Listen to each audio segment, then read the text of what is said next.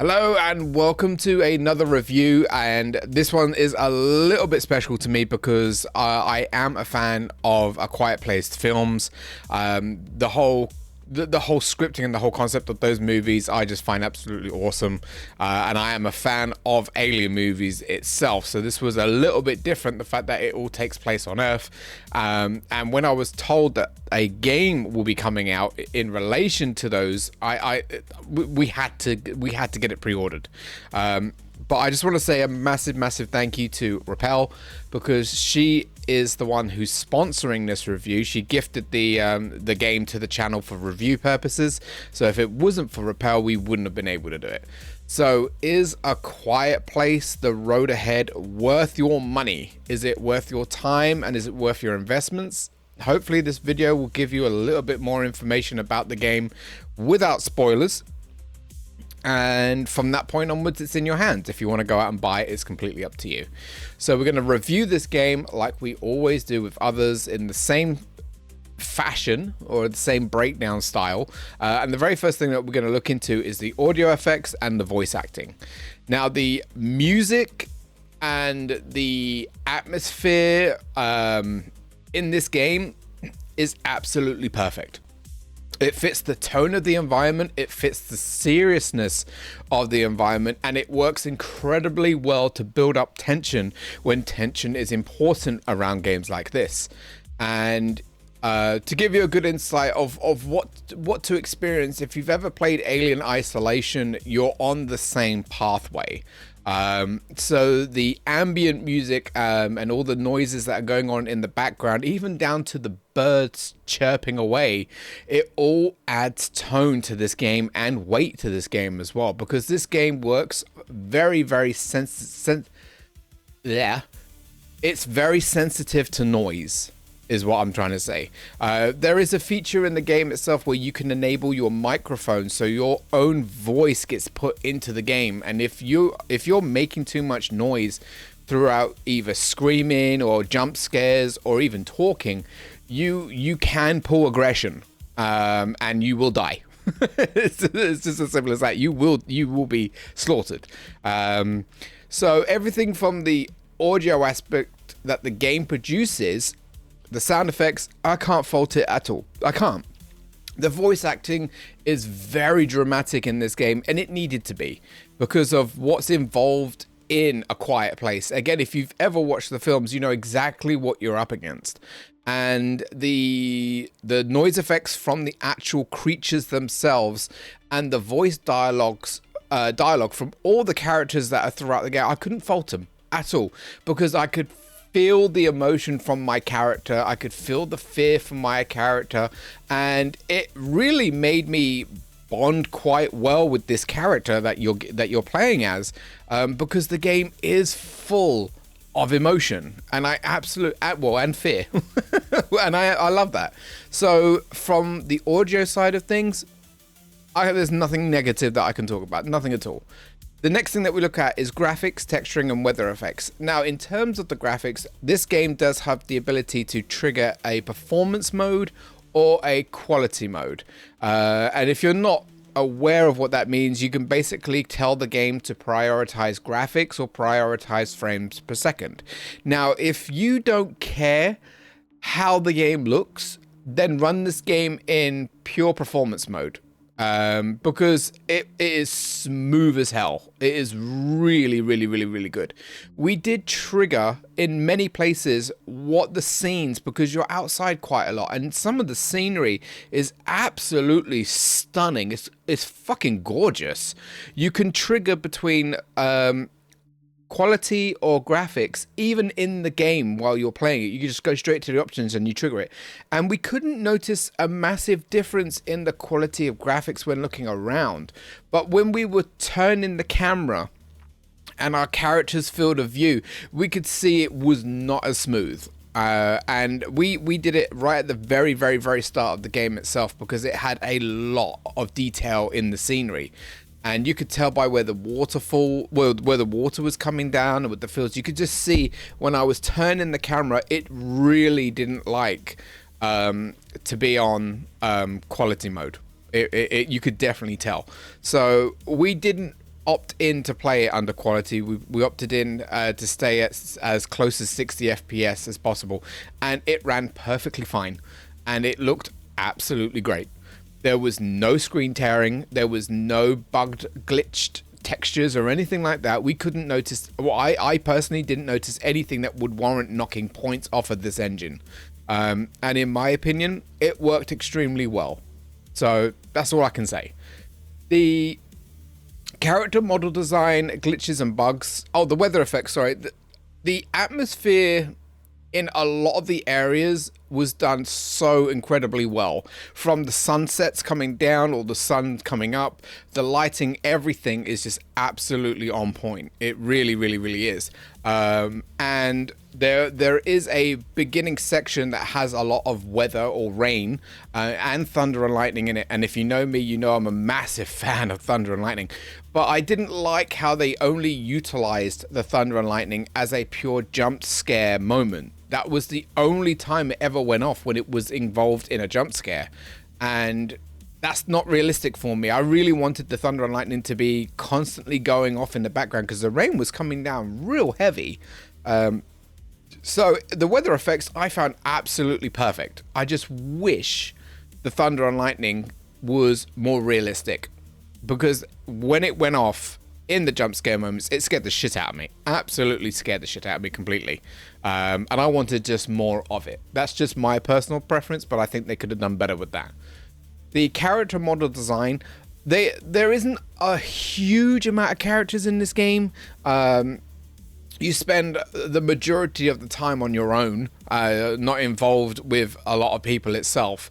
But when it comes down to the model design of the creature looked absolutely fucking awesome. Even right up close, because these monsters get in your face. You can see the detailing of these characters, and the creatures looked perfectly fine. I couldn't fault them at all. And the model design of all the characters itself, again, was fine. There wasn't anything that looked weird or out of place or just didn't work. It was perfectly fine for me. Gameplay and mechanics. The gameplay plays very, very similar to, like I said, Alien Isolation. So a lot of the time you will be slowly creeping around this game. I'd say 90% of it is all you moving slowly. If you don't have patience, then this game is not for you. It really, really, really isn't, because you need to be able to navigate through sections of this game without triggering too many noises, and that's stepping on glass or loose stones or breaking a window, because you do have to do that at some point throughout the game, moving obstacles around, or just generally walking too fast. All of that builds up audio within the game. Now, the character that you use, she is a bit of a tech geek. She knows her stuff. She creates a really cool, awesome sound device that enables you to see exactly how much audio you're pushing out. And if you're too quick or if you're too noisy, the meter will go off the charts, and that's when you'll pull the aggro and then most likely get yourself killed. So you do need to be very, very careful of everything that you do in this game. And the checkpoints are not that great. So if you do end up getting slaughtered because you stepped on a twig, for example, you will be put a little back every once in a while, especially in some of the rooms that require you to do loads of small objectives. If there's no auto save point, you get put back, and you have to do it all over again. And that was a bit of a kick in the dick. It really was for me anyway, because we noticed and we tested out how true are the enemies from the movie that are now in the game. How true are they to the realisticness of being alerted with sound? And we found in one section of the game that was pretty long that even if we weren't making any noise, we were super, super, super quiet, the AI would follow you still. And when we saw that in place, and when we saw that actually being shown in the game, we tested it out in other sections of the game, and guess what? The same thing happened. So this is actually counting towards a negative part of the review, because they could have easily rectified that problem by putting multiple monsters around the stage itself, so you have to navigate through a few of them. But they didn't really utilize that. A lot of the time it's just one creature that just happens to stalk you from A to B to C to T, and like I said, you could make no noise at all. You could be so perfectly quiet, it doesn't matter, because the AI is scripted in a way to make the monster follow where you're going anyway. And if you happen to fuck up right at the end section of it all and it kills you, you got to do it all again. And it's annoying, like really, really, really annoying. We found that they really did pad this game in the last 30 to 40% of it. It was just, it started to get very tedious, very repetitive, very boring, and just pure annoying, because a lot of the times the monster just knew where we were heading, cut us off, and then we couldn't hide in time. We got killed. We had to start again. And it's one of my biggest griefs for Alien Isolation, because the xenomorph at times knows where you are. And even though you've got a vast amount of weaponry in Alien Isolation, you can't kill the fucking thing. It's annoying.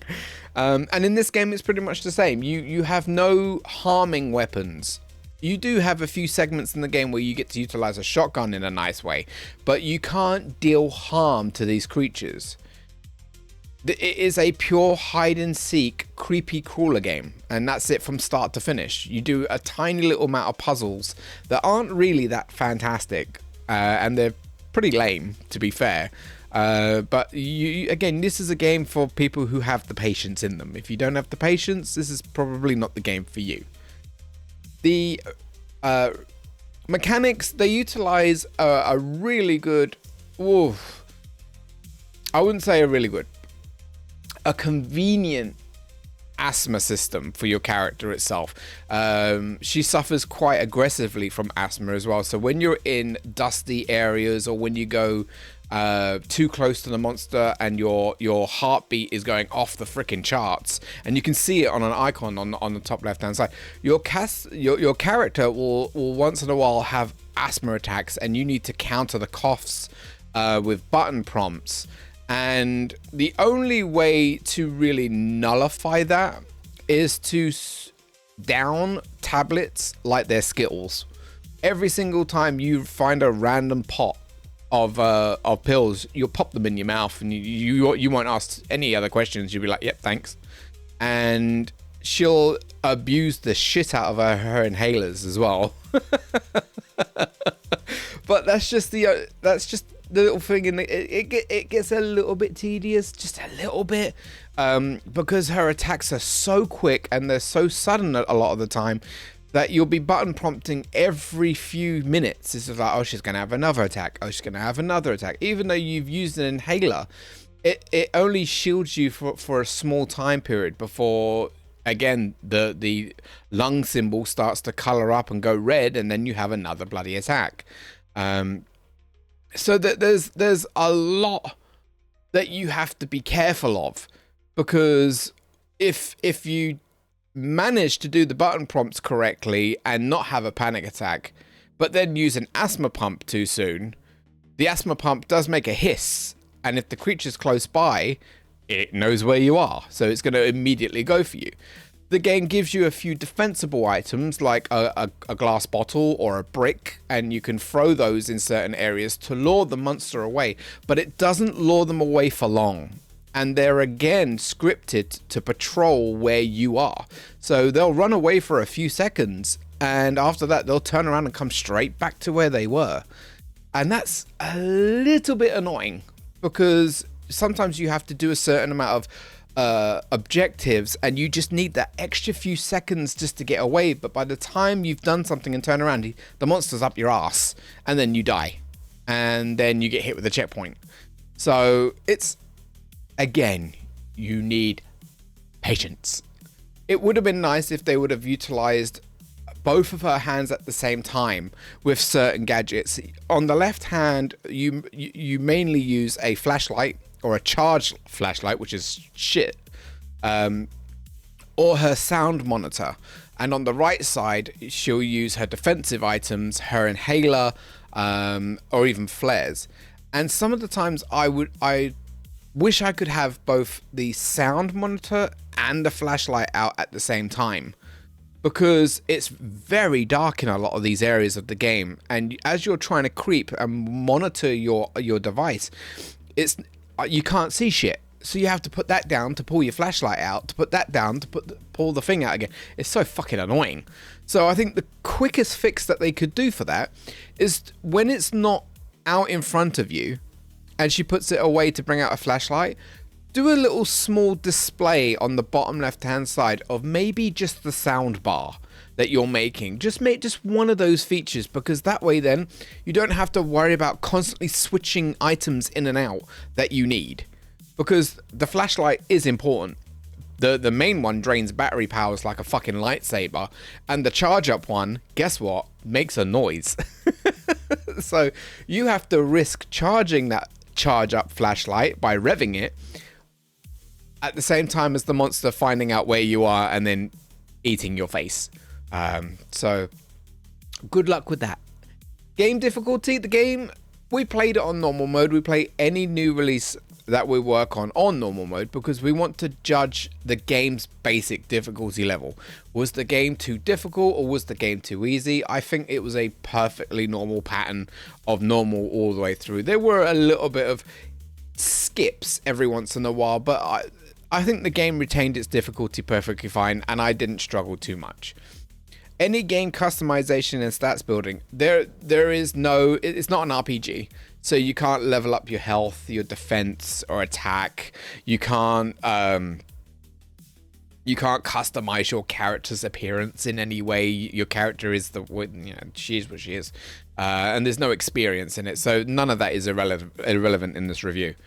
Story, if applicable, the story in this game is fucking awesome. And the reason it's so good is because of the emotion that's within the game itself. It carries it throughout the game. It's the only reason why we committed all the way through and didn't end up pulling all our fucking hair out. But the story and the character, all the shit she goes through, it's got so much drama, so much emotion in it.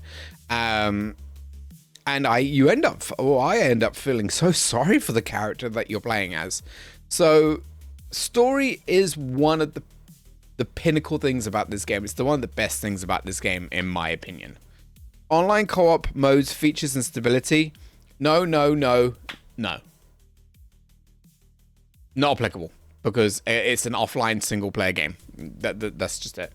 Purchase price versus a digital and value of content.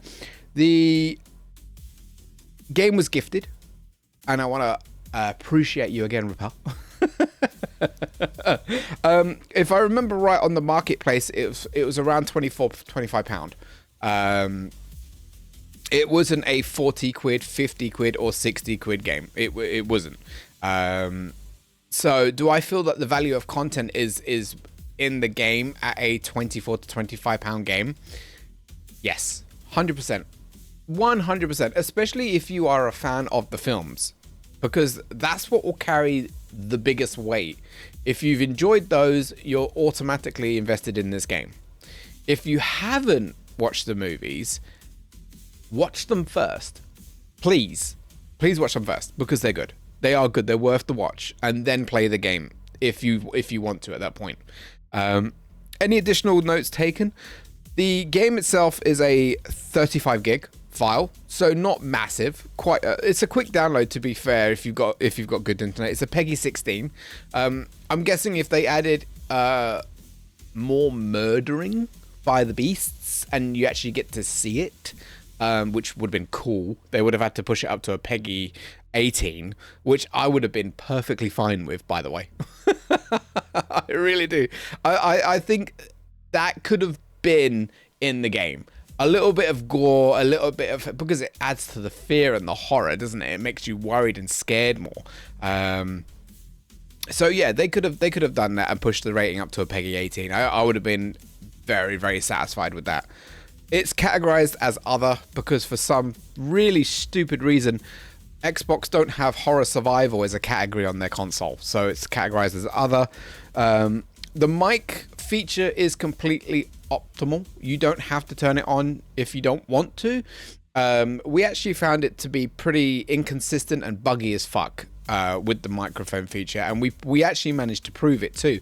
We paused the game, and I spent a minute or two just talking to my community, and when I unpaused the game, the monster heard me and immediately knew where I was and killed me. But I didn't say a single word. And the reason for the monster knowing where I was is while you're talking, the noise gate is turned on in the game. So the game is listening to you at that point, and it doesn't turn off immediately when you stop talking. You have to wait a little bit. So if you do use the microphone, be careful, because the noise gate will get you killed. Give it some time before you finish talking, before you unpause it. Or the monster will just immediately turn around and kill you, because they'll know where you are. And that killed it for me quite a lot, because I can't enjoy a game like that when I'm trying to stream and talk to my community, because my community comes first.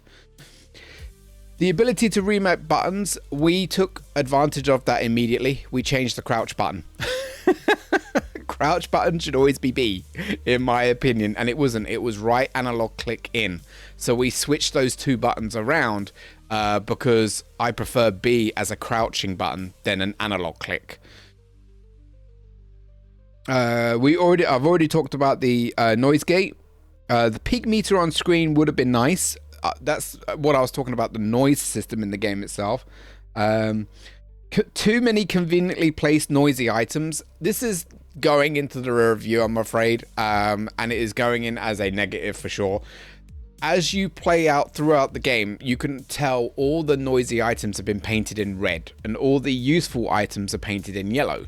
Now, you can turn off the paint if you wish to. If you wish to, it's in the options. You just turn off the yellow paint and it's gone.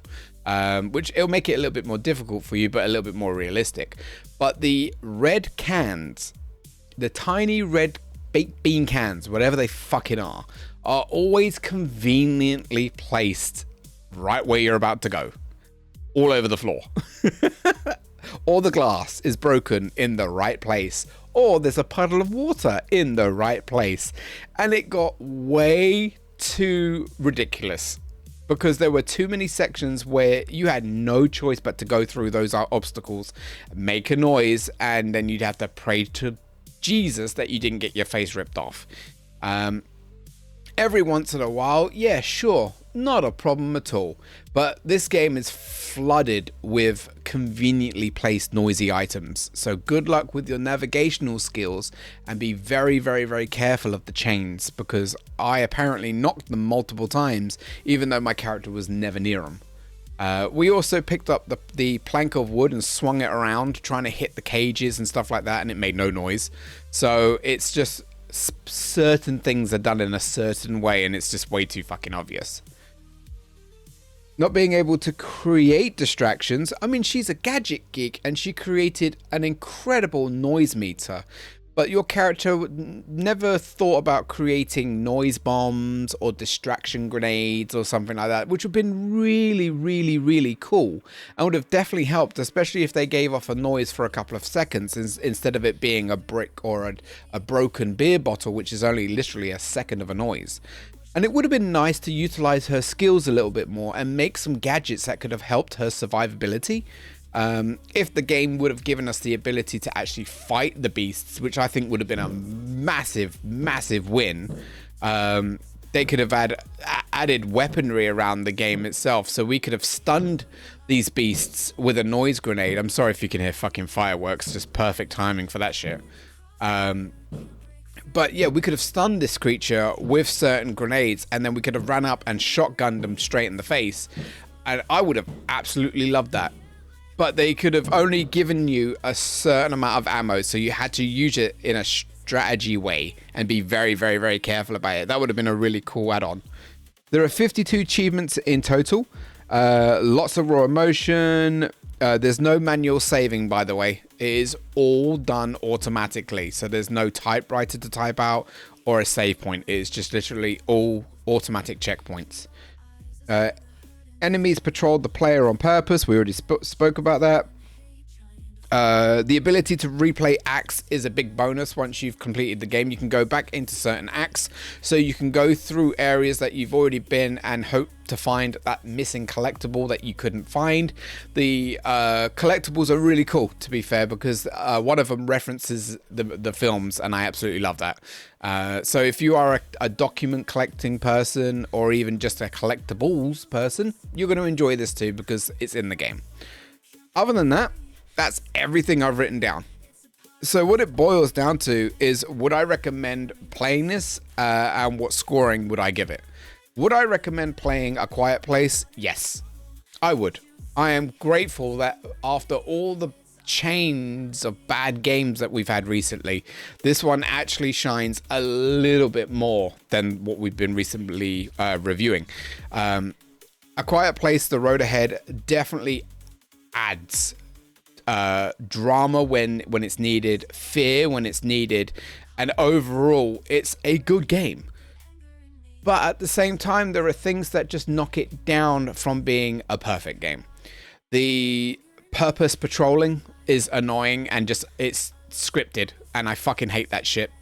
It completely kills the immersion. There is too much padding in the game, as in you're doing the same thing over and over and over again, and it gets very repetitive and very boring. They needed more action scenes in the game as well, which adds to the drama too as well. And I just love action in games. And it would have been nice again if she could have utilized her tech skills to create devices to help her surviving as well. It would have been really, really nice. With everything that I've said, I would say yes. Go up and pick it up after you've watched the films, of course. What would I grade it? I've been tossing and turning with two scores. Obviously 5 is an average, and this game is definitely above an average in itself, but everything that I've already talked about does weigh it down. So A Quiet Place, The Road Ahead, in my eyes, scores a 7.5 out of 10. That's just my thoughts, my views, my opinions. Let me know in the comments down below what you would have scored it, or if you've already played it, what did you score it? I'll always reply to the comments down below, and I appreciate your time as always, and hope to see you in the next review. Bye bye.